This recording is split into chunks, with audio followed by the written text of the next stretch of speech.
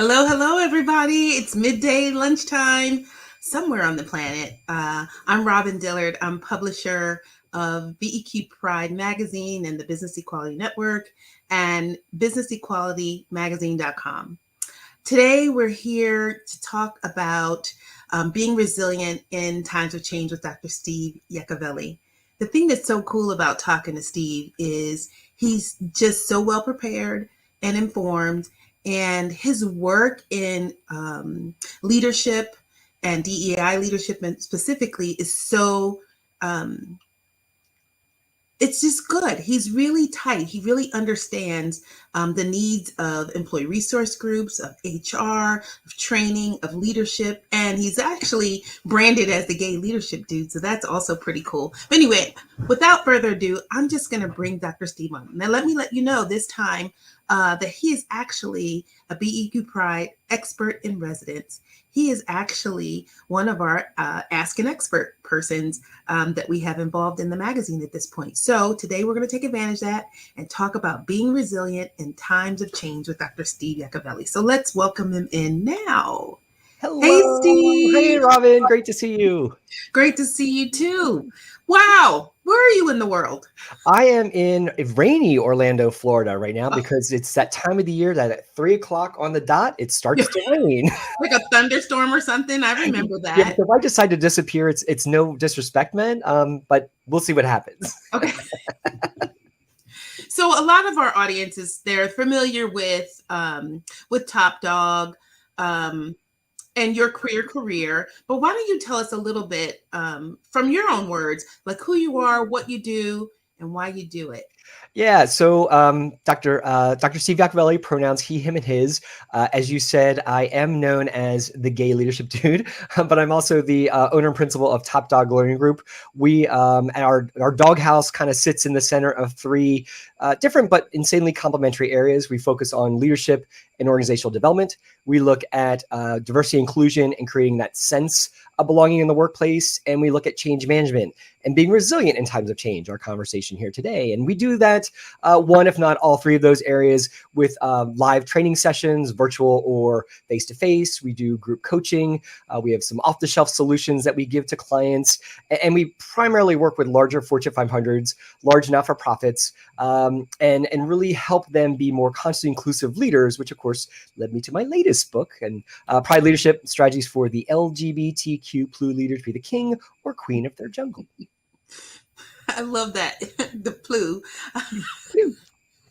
But I think the thing that's really cool here is just the whole idea of the kinds of services you provide and the fact that you're an author, which I failed to mention, and that there are other books coming, and that there's so many classes and resources that people can refer to. So we're going to have a great conversation about resiliency here today, but you talk about a lot of stuff. Yes. And even we're so lucky that if people haven't noticed and haven't been bombarded by it, but in our spring magazine, we had an article that you wrote and featured. And then we also, yes, in that orange magazine there with the great Mason Dixie Foods. Yeah. But subsequent to that, in April and in May, you also shared additional Ask an Expert, really cool conversations. And so we'll share those links later and after this talk. So now let's just kind of dive in a little bit. Yeah. And, let's talk about how these conversations, we're in a difficult time right now. I mean, you're the one that just brought up old Orlando and Disney, just comes up in there, and it's raining. But the reality is right now in our lives and in the world, things are pretty chaotic. Yeah. And many people, and especially leaders and folks that you talk to, sometimes feel really frustrated and lost, and they often feel like they're headed in the wrong direction. And we're really trying to figure out how to promote equity in both our work environment and our personal lives, and not get like demoralized or frustrated or feeling like everything's in vain. So what do you talk to people about or suggest to them to keep up their spirits and to continue to fight and not really give up, like not have to succumb to this this big soup we have going on. Yeah, and it's a great question to ask, Robin. And I started understanding the concept of human resiliency back when I worked at IBM, which you're very familiar with. But I was a change consultant at IBM, and I would go on to a site with these awesome techno brilliant people. And my job and my training or my change management team's job was to get the humans to use whatever cool device or project or business thing and adapt it to their world. And so I started really understanding not just change management, but how humans adapt to changing times and things that are new to them. And that's where I started diving into the concept of resiliency. And like a nerd, I just went and gobbled up as many books as I could on the topic. And you start to see a pattern on how these experts are saying, you know what, in order for people to not just survive, but thrive in times of change, which you could very much say is what's happening now, there's ways that we can fortify ourselves as humans so that we don't just survive but thrive. And then I've actually kind of figured out when you start to read enough stuff, you see patterns of things. Mm-hmm. And so I found like the top 3 that kept getting brought up over and over and over again. And I think they really apply to any of us who are advocating for equity and justice and equality for all of the others, regardless of kind of where we're at, women's reproductive rights. I mean, it all falls into the same thing about advocacy, and advocates need to be mindful of their own battery juice and where they're at. And building resiliency is kind of a way to amplify and amp up those batteries to continue the fight for equality and justice. And it's really interesting. So let's just follow that through with. So let's say if you're in a Fortune 100 or some large brand, large company, and the company is now kind of weighed in on something happening in the world in our chaos, maybe like Disney did, right? And you find that they're faced with trying to choose like when, how far, what to say when. And as an employee there, it really puts your life in an uproar, especially if you're a part of the LGBT community or SGL, same gender loving community, and they're happening to weigh in on something that's relevant to you. And then where's that line, and how far as an employee do I need to push internally? I mean, this has some ramifications. Well, and I often go back to when I'm working with ERGs and such, and there's my company's not doing enough and all that stuff. But it really comes back to a corporation's or workplace's mission, vision, values. And I say time and time and time again, if your company is promoting the values of inclusivity in some way, shape, or form, and they're not doing the work that helps move that needle, then they're fake. I mean, just to be blunt, they're not really living up to what they stated as the way we want to do business. And I think that is the opportunity as an employee to hold leadership accountable. This is on the website. This is on our break room wall and all that good stuff. Why aren't we doing it? And I think that's what happened with the Walt Disney Company, where a lot of cast members, many who I know, being a former cast member, said, you know what, this is not right. We're supposed to be an inclusive workplace, and you're not doing enough to take a hold of that, and we're holding people accountable based on that. And I think it was great. I think it was a little too late, quite frankly, but we can learn some lessons from that especially as employees, it is never too early to speak up when someone's not being as inclusive as they say they're supposed to be on the website and the break room walls and all that good stuff. But we know these companies are bound to get into some hairy, scary issues, some places where they'd rather not say, but if they have a CEO who's sort of an activist and goes out and says something, or some other leadership person, they kind of step in it sometimes. And as an employee, being able to regulate all of this, when do I step in? When don't I? When does it make sense? And sometimes some companies are too far off. Like we can't really save them. Like reconciling that, some strategies around parameters, on how to think about it and when does it make sense. I mean, because obviously if as an employee you don't feel good about working there anymore, it doesn't align with your personal vision and values and your core of who you are, then you have a real, something you have to do. So are there any strategies for how to approach this? And Absolutely. In Pride Leadership, I actually talk about this situation where, in the conversation on shaping culture, and there's some really simple steps we can do to kind of analyze the situation. The first is you have to know your own house. You have to get your own value system in order and know what they are. And so in the Lions program, which is the 8 module online leadership program that goes with the book, in module number 2, we talk about authenticity. And part of that exercise is identifying your top 5 personal values. And if you're listening or watching and you've never done that, it's an awesome experience to do. It's pretty simple. You just find out, like, what are the ones that really resonate with me? And then you take that list and you kind of compare it to whatever workplace you're a part of. And typically you'll see some sort of alignment. And so that's kind of like that next step. But then it's starting to analyze the workplace values and say, are they real? Mm-hmm. Are they real from a larger level or corporate level? If you're with a big organization, I work with a lot of big pharma companies, and I say, you have your stated values, but also then start to trickle it down to your site, your workplace, your region. Because even though they're on the corporate website, doesn't necessarily mean they've penetrated down to my Your plant. division. Oh, Yes, yeah. exactly. My And so team. yeah, and you just have to start analyzing those pieces, and then you start having that conversation with yourself, like, is this where I want to hang my hat? Is this where I want to, and with the way the workplace is now, employers know that they need to, like, figure it out very quickly, because best talent, if they can, are picking up their toys and going elsewhere online because they can do that. And I think that we're seeing a really interesting time from a workplace perspective, where employees, if they don't feel that sense of belonging, they'll go belong somewhere else. And that great talent can easily start working from Orlando, Florida for a New York company, or whatever that looks like in the world. Yeah, actually, outside of the country, I mean, people are moving to Costa Rica and other places and doing quite fine Oh yeah. remotely. And I mean, you're making this great point. In an organization, the most valuable asset is actually your talent, the Yep. people, right? And if you're in a place that doesn't really understand that, you really have to sort of reevaluate that. Now, I know there are tough times, and sometimes we stay with jobs because we have to, Yes. because we need the benefits, because we have mouths to feed, we have folks Yeah. that are depending on us. But so we're not advocating just jump ship, right? No, But no. Yeah, just kind of but analyze there's your some things you situation. can solve, and there's ways to make progress. And I think, um, yeah, I think that's kind of what I'm hoping that people that are listening think about Yep. when they want to ask an expert, want to talk to you one on one about, Yeah.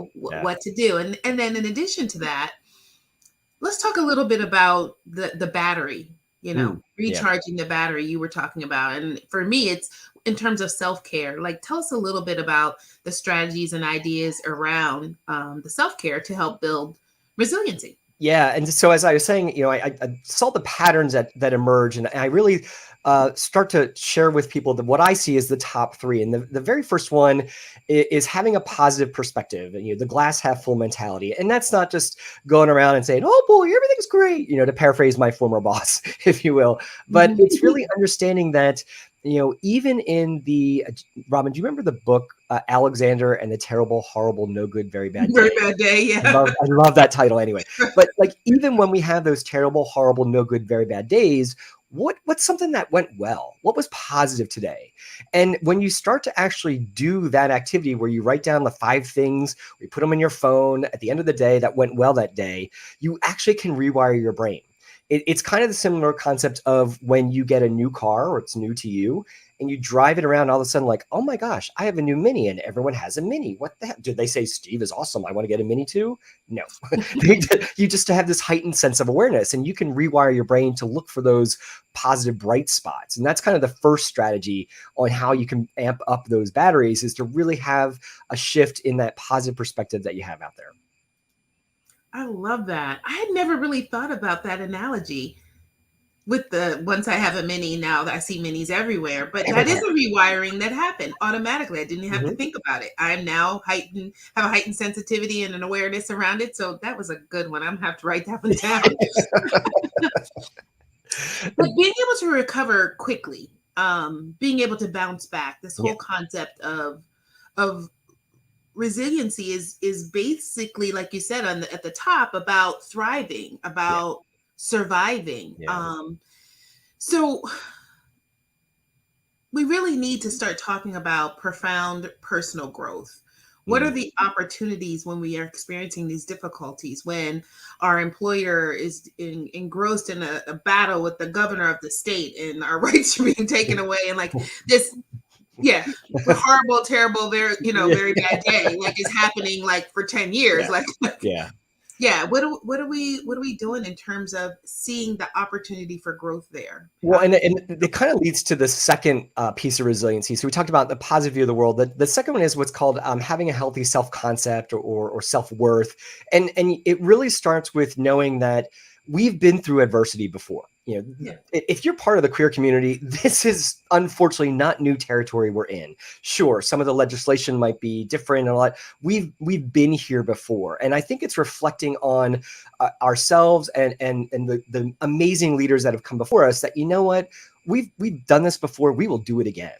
And it doesn't mean it's not exhausting, but if we kind of just have that shift a little bit to say, you know what, we do have the skills to fight this. We do have the opportunity to say, you know what, we're not going to just take this lying down. We are going to go and fight. We are going to do the outreach. We are going to educate people. Knowing that we've done that before and having that healthy self-concept and that skill that we already possess and applying it to the new situation, that's kind of the second strategy to really be resilient in times of change.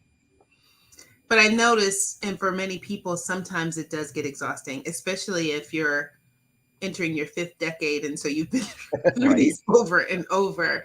How do we make it new? How do we And, make it new for us, Yeah, and I think that's it's funny, as I said to you before we went on live, I just did a coaching session with one of my Lions participants, and she had this very exact question. I'm like, well, you need to tune in live. I said, but the one thing that is part of it as well is having self-awareness of where your battery actually is, and Mhm. pulling in our allies to either stand in front of us, stand next to us, or stand behind us, depending on the need, and really having that network that's like, it's like it's any sporting event where it's like, coach, take me out. I need a rest for a minute, and Yeah. just having that courage to say, you know what, I'm going to take a step back. I'm not going to be on this panel next month for Pride Month because I'm tired. Or I'm tired of being the token, or whatever that looks like in your respective worlds, is having the courage to state it, but also honoring your own grace to be like, you know what, I'm going to take a rest, and then I'm going to come back in with recharged batteries to continue the fight. Yeah, I think that's really important. Definitely the recharging. So let's go back just for a second. If folks want to get in touch with you, Yes. and or have an opportunity to bring you into their workplace, or have an opportunity to just dial you up, how should they do this? How would they want to extend this conversation we're having now to Yeah. something that they can take to the folks that they work with? Yeah, we do, like I said, we do a lot of cool stuff, but excuse me, topdoglearning.biz, biz, is the easiest way to find us. Matter of fact, if you go there, you'll see a big button in the middle that allows you, since we're talking about resiliency, we actually moved, we have a whole self-paced class on resiliency. It was started as all this research that I was talking about. I turned it into an eight-hour workshop. And then at the beginning of COVID, one of my top doggers, which is like what I call my consultants, who had been teaching this class, she's like, boy, we could all use this class right now. I'm like, you're right. We can. And my doctorate's in distance learning, so this age of Zoom is not new to me. So I took the 8-hour class and boiled it down into a 1-hour self-paced class. So Mhm. you can take it, and if you use Resilient 22 as the code, once you get to topdoglearning.biz, we're giving it for 75% off, just because we just want to share it with folks and still keep our lights on. I'll be completely honest, but it's a cool way just to start thinking through. And when COVID first happened, I made my husband go through it, and he's like, that actually really helped me. I'm like, yes, validation. Yes, really. So topdoglearning.biz and use the code resilient22. And so we also have at the bottom of the screen, rotating by, your email address Yeah, for people to reach out as well. absolutely. So, okay, so I wanted to make sure that everybody knew that, in case they have to jump off, Do their or thing. you're just looking for the cliff notes. Like, I want to know where to talk to him. I'm done. I really need to talk to Steve. So if you don't mind, can we go back and talk a little bit about um, some of the articles you've already written back at BEQ. Yeah, there's and basically how it's been working as Rob and I have been working together and being as a resident expert, which kind of makes me giggle. I always still have imposter syndrome, even like at 52 years old and I'm with a doctor and all that stuff. Right, exactly. If but you're an imposter, we're all like disappear. We should just move. It's over. Okay. But as I've been going through this journey and since Pride Leadership came out, no pun intended, in 2019, and then I knew it would always turn into some sort of training program because I'm a nerd and that's kind of what we do. But we've been going through the Alliance program since we premiered it in early 2020, which was a really interesting time to premiere something, but it was always going to be online anyway, so that kind of worked out. And we do, 1 hour virtual classroom sessions. There's a lot of self-paced learning. And then there's also, you get 3 executive coaching sessions during the program, and it's usually with me. And so I've just been paying attention to the questions people are asking in those classes or in the one-on-one. And I kind of started writing them down. And then just like when I started writing Pride Leadership, my little inner Carrie Bradshaw went off. I couldn't help but wonder. And I was like, I couldn't help but wonder if more people had the same question. And then as time progressed, and it's been 2 years since we've rolled out this program, I am hearing the same questions. So that's kind of what we've been doing in the column that I've been doing for BEQ. And it's actually leading to my next book. And it's called Your Queer Career, circle R, because I did register that. But the idea is that, it's business advice from the gay leadership dude. And I'm just answering questions that I've been hearing, or people directly go to the website, yourqueercareer.com, enter into the form, and really just use the tools that I've shared with people in Pride Leadership and other leadership courses and apply them to the situations at hand so that they're actually very actionable. Like, for example, one of the questions that we've had is about, how do I keep my battery juice up? And so we're talking about that right here. There's one that's, what if my workplace is kind of more homophobic, and really, like, how do I analyze that? And what do I do with that? And really make it more of an actionable kind of, listicle, as my PR person used to say, but like really bite-sized ways, like, here's some steps you can try.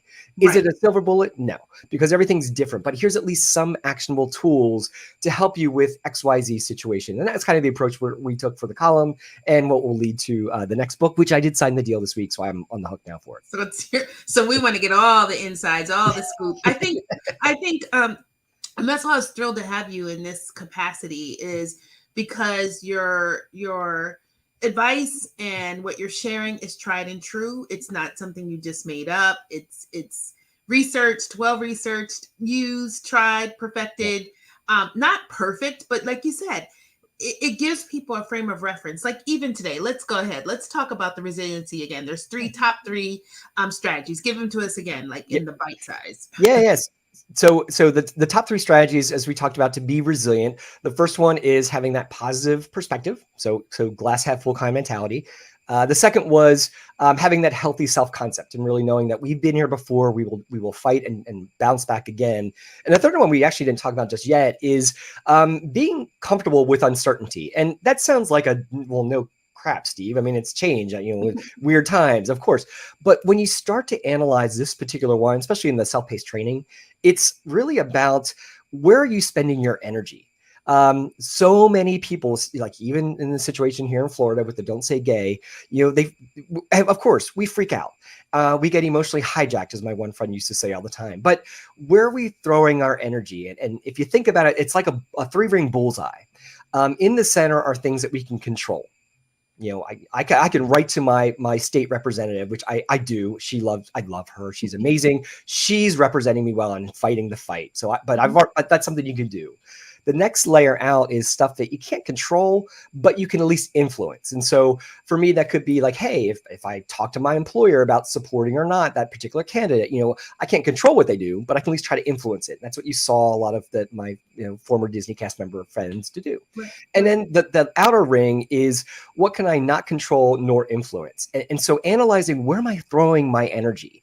Is it in the stuff I can control, or the stuff I can influence, or am I putting it all in the stuff that will have no impact? And I always use this quote, and it's one of my favorites. We don't need to be consumed worrying about the weather. Instead, we should spend our time learning how to dance in the rain. And I think if we think about how we can initiate change, it's the things that we can control or influence, and don't waste our time with that stuff. We can't control the weather. You're going to have weather, whether you like it or not. Don't try to influence it. Don't try to control it, but focus our energy where it'll make the best impact. Yeah, and being focused on your needs, your personal needs, your needs of your immediate surrounding, and feeding that, because there's always going to be crap going on. Yeah. There's always going to be room for people to grow and change, and the question is, what role are you going to play in that? Yes. Um, so I think this has been a powerful conversation. I'm really thrilled. Like I said, if you haven't read already, in the Spring 22 publication, we had "Do ERGs Really Work?" And then we had a subsequent post that was about fragility. Let me see. What was the second one called, Steve? My screen is. Let me look. I got it. I got it. I got it. I got it. Come on. Come on. Well, we talked about proximity bias. Proximity bias. That's right. Which is a really kind of a big thing that's been happening or is continuing to happen. Is we humans are programmed to like the things near us, and when you throw in the hybrid work environment, what's happening to us as employees, as leaders, and are we throwing our maybe unconscious bias toward the person who's in the cubicle next door versus the remote worker? Yeah, no virtual love. That was the no virtual love. the name of the writer there.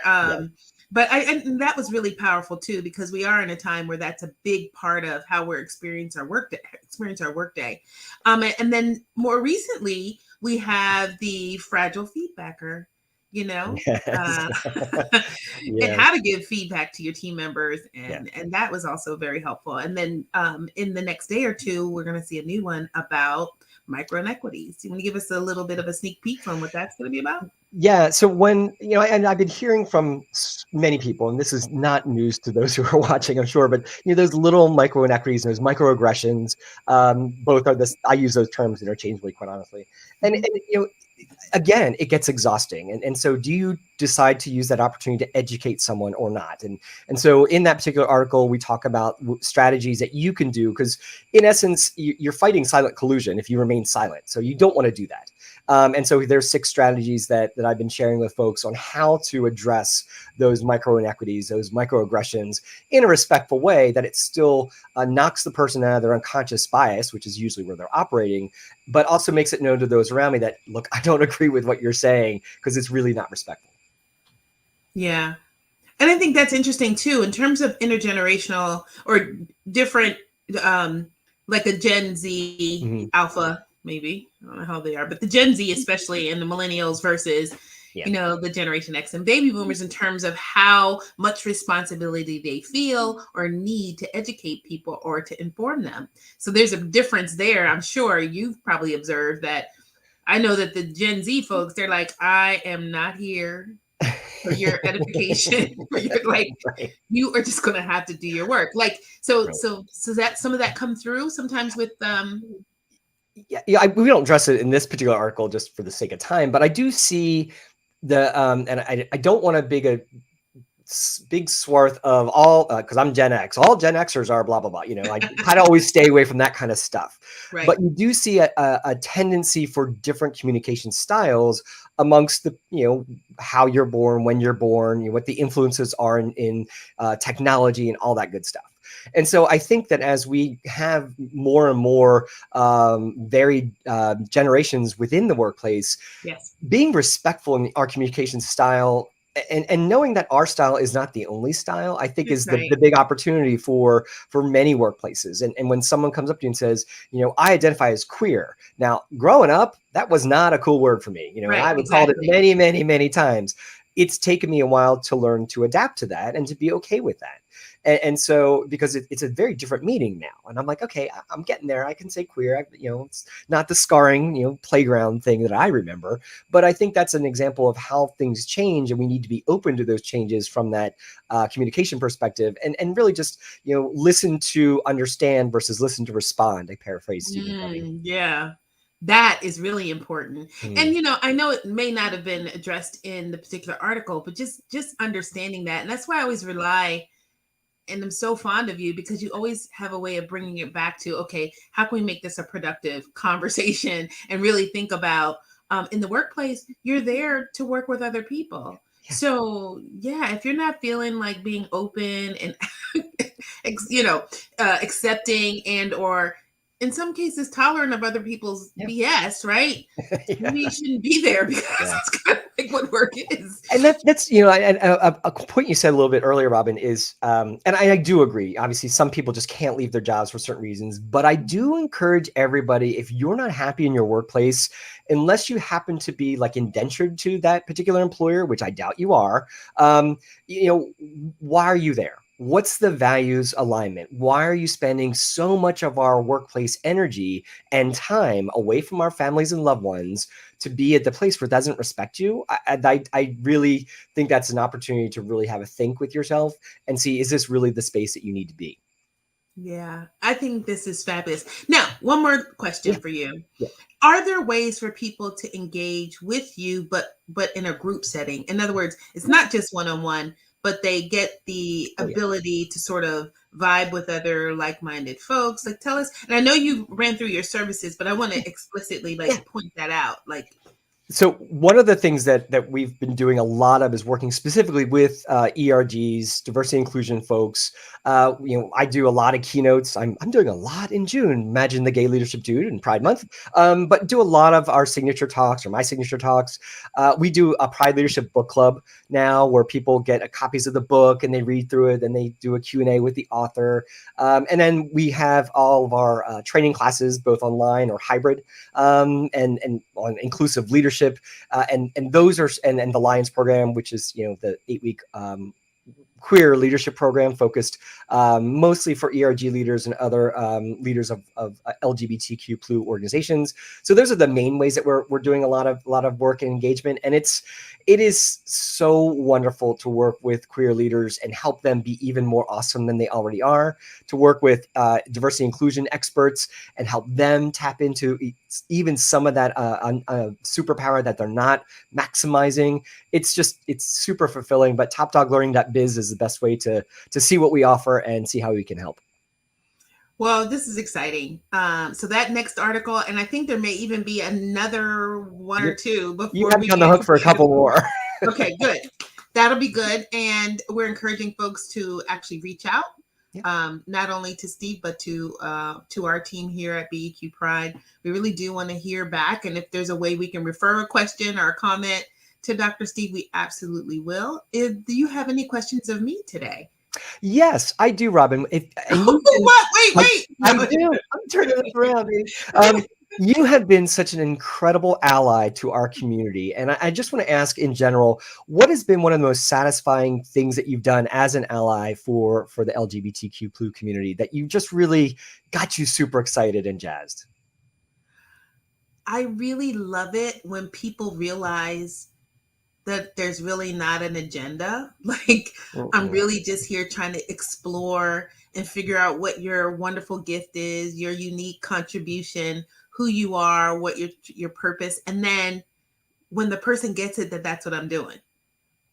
And they're like, oh, that's so cool. Like, oh my God, and then I'm just like best friends. And I think that's the best part about it, creating a platform that's having a conversation that's germane to me, even though I'm just gay adjacent. I love that. I have loved ones that identify as LGBTQ plus and same gender loving and any other of the alphabets, but it's really about honoring who I am as an individual first, and then seeing in other people who they are, the beauty of who they are. And the cool thing is a lot of people I notice who identify as LGBTQ plus that I'm coming in contact with, sometimes that's a lot of what they're carrying around. And when they realize when they're with me, you don't have to carry that anymore. Like, Aww. that's like that's just like a nice to know, right? Yeah. That's cute. I gotta learn how to do that. I My go tool. to the Dr. Steve, StreamYard, LinkedIn live stream. All sorts of fun ways.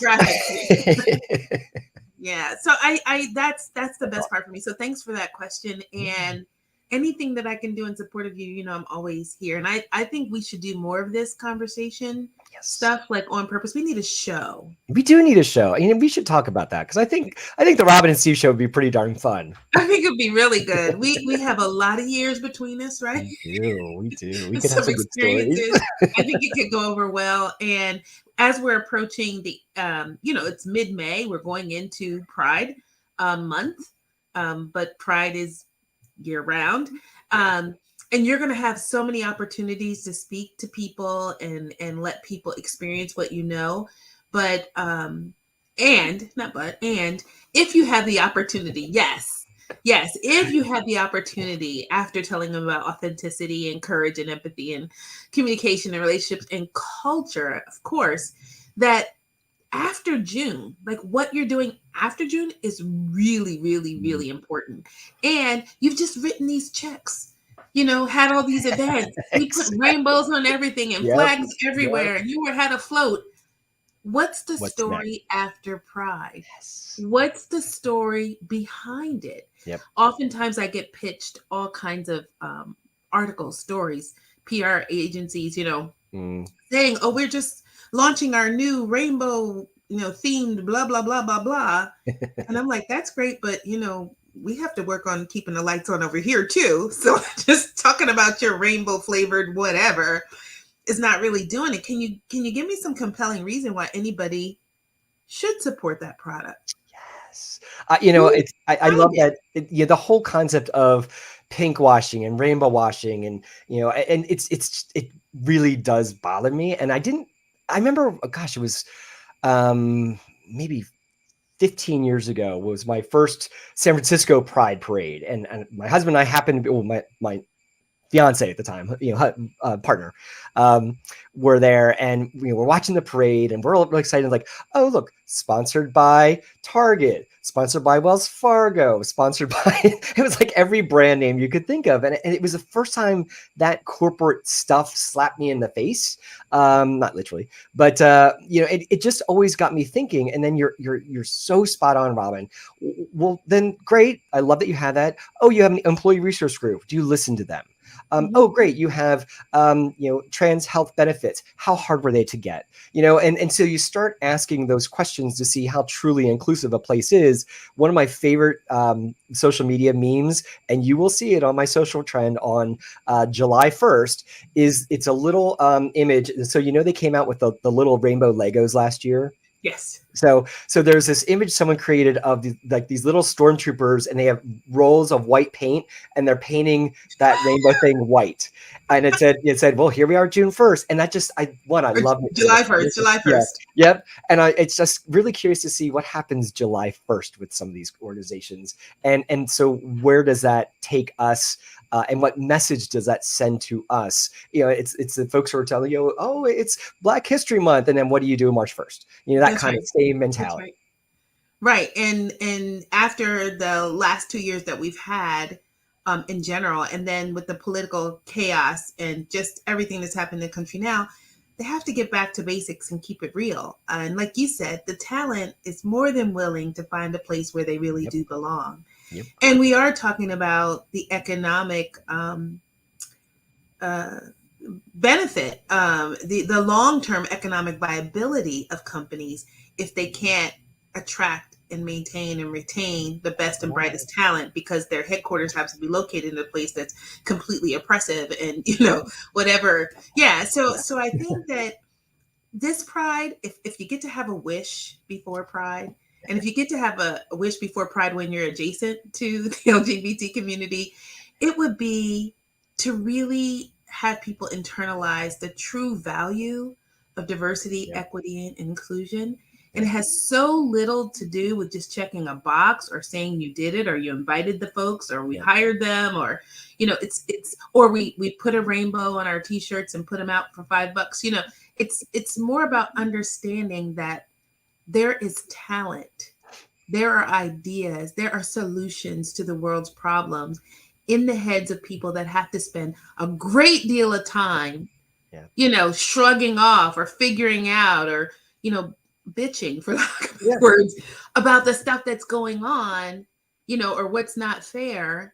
when we really want to start getting people focused and focusing all that great energy and talent at solving problems that bring dollars in, right? They keep the lights on. You know, Robin, if my wish for this Pride Month would be that every corporation, every organization that's going to participate in Pride, instead of buying rainbow swag, and you spend a lot of money, people listening, on swag, donate that money to somebody who's awesome, to an organization that really does make a difference. And, you know, and I started doing this when I go to conferences. You know, I mean, I'm using my rainbow cozy, which you can't see in the green screen, but it's there. But I stopped doing that. And I started saying, I put a sign up if I have a booth or whatever, and said, you know what? I would have spent $2,000 on cozies. I donated that to XYZ queer charity. Ooh, And nice. it makes people stop and think, like, I mean, you know, yeah, this is cute, but for most people I've given that to, it's in a drawer somewhere, or if it's even around or not in a landfill. Why are we spending that money on rainbow swag when we could be changing people's lives with the same money? Yeah, they need to be doing that. And I also have to do a plug for one of our other advertisers and supporters and longtime friends, and that would be Brand Pride, because what they found out was that these companies that had all this rainbow swag and everything, they were spending not buying it from LGBTQ Right? businesses, right? Like duh. Like, you're really gonna put that up and you didn't even get it. So it's like, let's check them a couple times. Let's hold them accountable, and grow the community and grow the opportunities. And I love that you're on your particular contribution to the community and to this journey to equity is really around being inside the four walls, or the virtual four walls, and helping the organizations understand and sort out with their talent, with their greatest asset, what's right, what needs to happen. I mean, that is important to get done so that they get it straight. Yeah. You So to cannot speak. just buy your swag from random, cis straight white guy in, whatever state, wherever, just because that's where you always buy it. That's nice, but let's at least try to be aligned with something that you're saying on your website about how supportive you are of the community. Yeah, and then donate. You just need to donate. Well, this has been fun. We're at 40 minutes, 41 minutes and 40 seconds of actual fun. I think we should do this again. And I'm thinking maybe like in June, right? Well, I can find time. I can find time Okay, for you. and the next time, I think we should give something away. We should try to figure out a way to get people, I know what I can. I have a couple of things you can talk about. Okay. Okay, so in that time, we may have to let people know like a week in advance, so that because I know June gets busy. So we'll let them know. We might start, baiting them, putting some little ticklers, little piece. Oh, I know, like little popcorn pieces out. Follow this. Little rainbow popcorn. See, we're talking swag again. Look at us. Laying Skittles out or whatever. Yeah, and I actually have some swag, by the way. So yeah, I have some stuff as well. So that'll be fun. Thank you so much, Steve, for talking today. I really appreciate it. And that's actually our midday live. And it is midday on the West Coast. It is now 12:42. So lunchtime is over. And thank you. Thank you for being here.